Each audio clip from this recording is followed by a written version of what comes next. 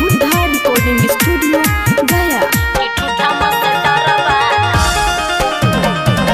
पढ़े नहीं जाई बहुआ गया हम सहरवा गे कि ठूठा मस्टरवा ना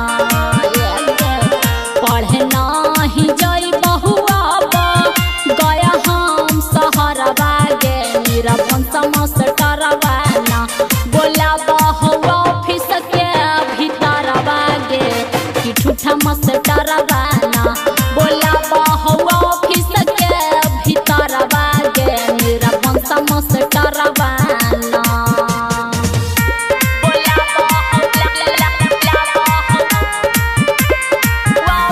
डीजे कंचन रावत मुजफ्फरपुर। डीजे कंचन रावत मुजफ्फरपुर। कहे कोइंगल सिखाए बन जो हमर लभरवा गे कि ठूठा मस्टरवा ना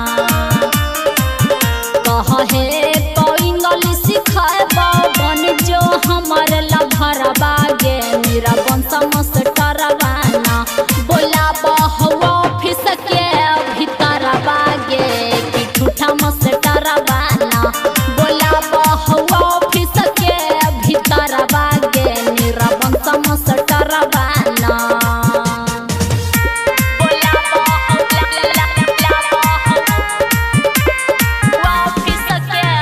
डीजे कंचन रावत मुजफ्फरपुर। डीजे कंचन रावत मुजफ्फरपुर।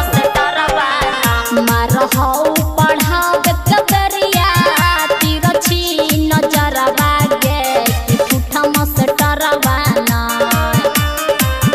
मारहौ पढ़ावे कबरिया तिरछी नजरवा गे मेरा वंश मस्टरवा ना बोला बहुआ ऑफिस के भीतरवा गे कि ठूठा मस्टरवा ना बोला बहुआ ऑफिस के भीतरवा गे मेरा वंश मस्टरवा ना पढ़े नहीं जाई बहु हम गया के सहरवा गे कि ठूठा मस्टरवा ना बोला बहुआ ऑफिस के भीतरवा गे मेरा वंश मस्टरवा ना बोला बहुआ ऑफिस के भीतरवा गे कि ठूठा मस्टरवा ना बुद्धा रिकॉर्डिंग स्टूडियो गया।